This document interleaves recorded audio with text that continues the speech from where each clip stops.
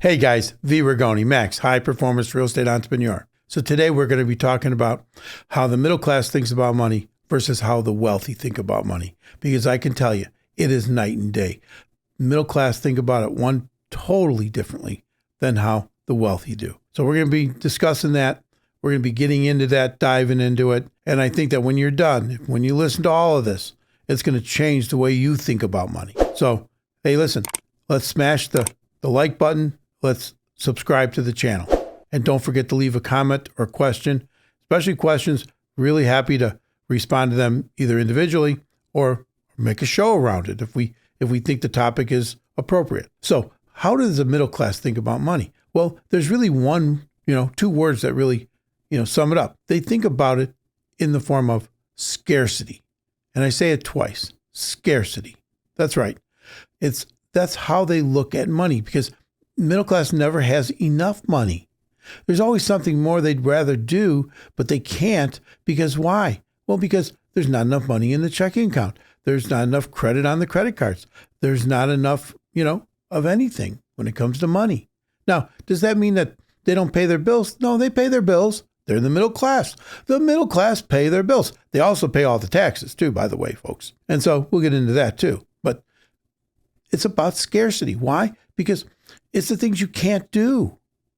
That's where scarcity mindset comes in. It comes in from when you were a child and you're growing up. In the beginning, they tell you can do all these things, all the great stuff. And then they start telling you as you get a little bit older, oh, we can't afford that. Oh, you want to become an astronaut, but you can't go to astronaut camp because we can't afford that. All the things that you want to start thinking about doing, you pretty much hear, well, that's not in the budget, honey. We don't have the money for that. Right? This is what gets into your head. This is why then you start to think the way you think. And that's really inappropriate. Now, is there a reality around it? Absolutely. Did your folks have the money to spend on all the stuff that they wanted to do also? No. They wanted the best for you. They wanted to send you to all the camps, all of this, all of that. But could they do it? No. Because why? Because they had the scarcity mindset. Okay, and they were living that scarcity. You see, the part about being in the middle class is you get to learn how to live with scarcity, not having enough. Yes, enough to pay the electric bill, enough to pay the mortgage, enough to make sure the gas stays on, and you get your one vacation a year, maybe 1.5. You buy that car every once in a while. You got to be careful. All those things become what is in your mindset. Because that's how you were raised. You were raised hearing about this.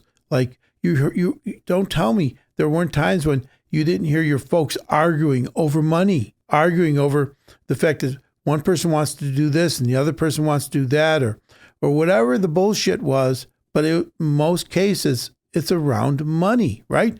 That's why they say most people get divorced. It's around money. And so for you to have this mindset where as you grow up, money becomes the boogeyman. Then you start to hear, oh, you're going to have to go to college in order to, so you can make more money than mom and dad did, or make as much, or try to live a better life, or you have more job security. So if you go to college, then you can do that. So then they keep moving you down this path to becoming an employee for the rest of your life, for the next 40 years. So you can do the 40, 40, and 40. What is that? That's 40 hours for 40 years. So in the end, you'll end up living on 40% of your income. And I can tell you how true that is, because for 20 years, I was a financial planner, and that's the way it works. Now, what I'm trying to show you here is that there's another way. You don't have to live with this scarcity mindset. You don't have to live with, we've got to make sure that we're going to have enough money to pay the electric bill. You can live how the wealthy live and how they see money. Because in order to live like the wealthy, you have to understand how they see money. You have to know the way they look at it completely differently than you do. They look at money from a standpoint of abundance. And you might say, well, that's great. They just got a lot of money. But most millionaires today did not start out as millionaires. And most of the billionaires, if not all of them, did not start out as billionaires. They had to make it. But they had to change their mindset first because most of these people came from the middle class. You don't get a whole lot of really super wealthy people come out of the upper middle class because, they're taught something totally different. They're taught just to go to a more elite school and end up in the corporate suite and you'll make $700,000-800,000 a year and you'll be really happy. That's a whole different game. For most people, it's going to be, how do I get wealthy? Because I didn't have the parents that could afford for me to go to Harvard Business School, Harvard Law. Didn't have that. And so for most people like myself, it's going to be, how do you go from that middle class? How do you think differently in order to become wealthy like the wealthy class? And that's how you think about money. And that's how they're thinking about it because they look at money from a standpoint of abundance. They look at money as a standpoint of it's a tool. So you don't look at money as a tool. You look at money as something you got to pay your bills with. You got to go to work in order to do that. They look at money from a standpoint that it's a tool. It's no different than a mechanic with a wrench. He can't turn the bolt. He can't turn the nut on the bolt unless he's got the right tools. Well, for the wealthy, money is the tool. And what does that tool do? It allows them to buy assets. And when they buy assets, they get to choose what type of asset they want to buy. You've got wealthy people in every type of asset class, right? You got wealthy people that just buy stocks and bonds. You got wealthy people who own businesses. You got wealthy people who own real estate. And you could break it down. If it's real estate, you have wealthy people, that have multifamily properties or a residential single-family portfolio or commercial portfolio. This is what makes people wealthy, but it's the way they think about money.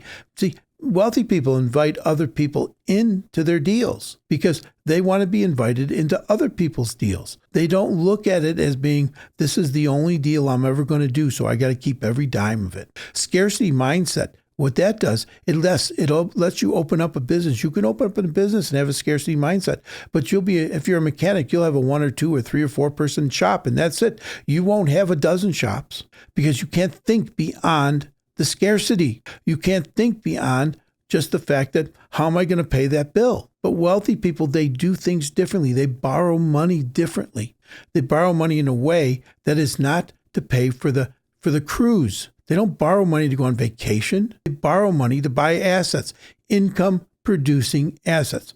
And then they look, how can they improve those assets? What can they do? If it's an apartment building and they buy an apartment building, then they look to be able to force the appreciation. They look to be able to spend extra money on each apartment and then be able to raise the rents by 20, 30, 40%, which then generates what? More cash flow, which then does what? Increases the NOI on the building, which then increases the value of the building. That's just an example of what they do when they buy an apartment building. All right. When they buy a business, maybe they buy a laundromat. They don't just buy one laundromat. They buy a dozen laundromats. They know how to scale. All right. Lastly, you got the they know how to create what is called enterprise value. Money doesn't buy happiness. If you buy in my opinion, it solves a lot of problems that make people unhappy, that make people stress more, and make them argue. Get 1 or 2 What's or 3 your times opinion on the classic money doesn't buy happiness? But if you own a dozen laundromats, you create what is called an enterprise value, where now it's not valued at 3 times the revenue. Now it may be valued at 6 times the revenue. Why? Because someone is buying a dozen of them from you all at one time. They don't have to go out and do all the work. It's already been done. And that's what has created an enterprise value. So not only do they just own more businesses, they know how to scale these businesses. And that's what we're here to teach you, how to scale this stuff, how to do this, how to think like someone that is wealthy, whether they're a millionaire or a billionaire. Doesn't matter. They've all have one thing. They've learned how to buy assets, create assets, income producing assets. Then they learned how to improve the income of those assets, of those businesses, of that real estate. And then they learned how to scale them to create enterprise value, either increase the value through the NOI in an apartment building or increase the enterprise value of owning multiple restaurants, owning multiple laundromats, owning multiple car washes. So then when they go to sell it, they get not just a little more than what they paid for it, not just double what they paid for it. They end up with triple, or more of what they paid for it. That's how they become wealthy. But it's a mindset. You see, one of the advantages that you have when you think with this kind of a mindset is you're not greedy. The old saying is, if when you look at it, people a lot of times will say, oh, rich people are greedy. Rich people, but who gives the money? Who donates the money? Do you think the poor people can donate? Poor people can donate money? They can hardly pay the electric bill. It's wealthy people who donate. It's wealthy people who give money. You might say, well, they get because they get tax breaks. It doesn't matter what the taxation of it is that, yes, they get tax breaks when they do it. That's one of the reasons they do it. But they also do it because they can. See, middle-class people have a difficult time donating. Yep, they try, they do. Questions answered, but on a percentage basis, right? Everybody onto, now, the sauce, I also said game. Before. So make sure to apply people, what he's telling you guys. It's very important. It's coming from someone who abundance mindset. Knows what he's talking about. Wealthy people don't worry about paying taxes. Why? Because they understand the tax code. They hire people who know the tax code. Do you remember and I don't care if you're a fan of Donald Trump or not, but when he sat there and he debated Hillary Clinton and she said, oh, you don't have, you have all these write-offs. You don't pay no taxes. He said, I just use the tax code that you and your cronies created, and I just use the tax code that you created. And I apply it to my gains and my losses. Now, again, doesn't matter whether you love Trump, hate Trump, doesn't matter. There's a tax code out there. The reason wealthy people, the reason that Donald Trump didn't pay those taxes, the reason why Hillary Clinton and her friends and her buddies didn't pay those taxes is because they know how to apply the tax code. You see, when you're in the middle class, there is no applying the tax code. You get a W-2. And if you run a business, small business, you get a little bit some other extra benefits tax-wise, but not too much. But you get your W-2, and they take out for the FICA, and they take out for the state, and they take out for the tax. They take it all out, right? And you get what you get. And then you get to try to recapture some of that when you go to do your taxes. But they've taken all the deductions away from you. So all you now get, I think it's 12 or 12.5, the standard deduction. That's all you get. You can't deduct all the other stuff because you've got to give up the $12,000 standard deduction if you want to start to itemize. They took away all the things you can itemize. So you pay all these taxes. That's why, when Warren Buffett said that his secretary pays more taxes than he does, well, that's not exactly true. It's true in one sense. On a percentage basis is what he's talking about. She was paying a higher percentage of her income in taxes. He was paying capital gains, which maxes out at 20%. That's the difference. That is the absolute difference. Now, some people say, well, yeah, but it's going for my FICA. Do you think wealthy people care about the FICA? Do you think Warren Buffett cares about the FICA? He gets it. I guarantee the government sends him a check every month. But he goes way beyond this concept that it's going to be Social Security is going to save his bacon in retirement. He never thought about that. Bill Gates never thought about that. They don't think about. They have those things out there to pacify you so you can feel like even though you're banging your head against the wall every day because your mindset is that of a middle class mindset, that you can then go ahead and, live your life and not feel so bad. They go way past that. They understand the tax code. They pay little to no taxes because they're able to apply things like depreciation, direct write-offs, tax credits. They apply all these things to their business. Bonus depreciation. Like if you own a company, all right, you have an LLC, you own a company and you need a vehicle. Well, if you buy a vehicle, it's in the tax code right now, I think this year it's 80%. So if you went out and bought a brand new vehicle and it's over 6,000 pounds, you're able to then, and I'm not an accountant, so just make sure you talk with your accountant. You're then able to write off 80% of that this year in 1 year, 80%. So if that car costs you $80,000, right, you're writing off $64,000 of that against your income. That's insane, right? You don't pay taxes on $64,000 of income.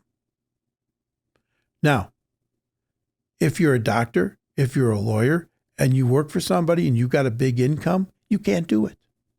You have to have your own company. You have to be in business. You have to use the vehicle for your business.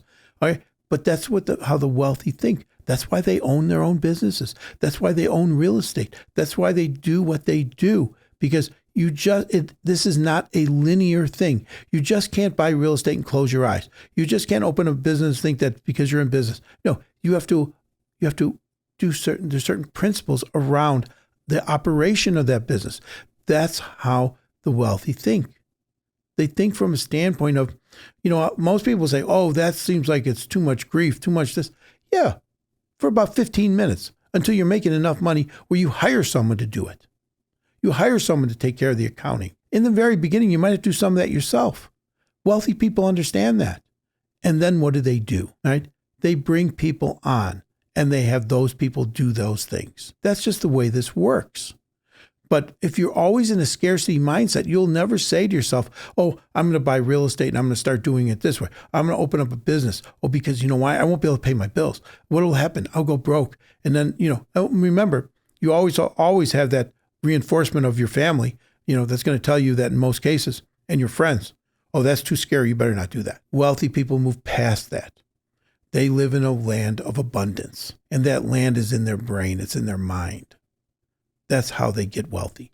They don't get wealthy because they go print money in their basement. They can do it because they learn how to print money in business. Then they also learn how to keep that money with the proper mindset. And the fact that they're not scared to hire an accountant. They're not scared to hire a tax attorney. They're not scared to hire a manager. Whatever it is, they know that people are one of their biggest assets. It's just not money. It's also people. When you understand this, you then can move forward. Now, we're going to talk more about people when it comes to money, but this was more on topic of the mindset around money. So think about what I just said. Start thinking with a mind of abundance. Start thinking about how you can start to get into the vehicle that will move you towards wealth. And then what do you have to do? What's your next steps? How do you start to think in this different way? That comes from also reading and listening. Podcasts like this, books like Think and Grow Rich, right? All these types of books will help you. It's out there, folks. Start to read them. All wealthy people, unless they inherited the money, which is very few, they read these books.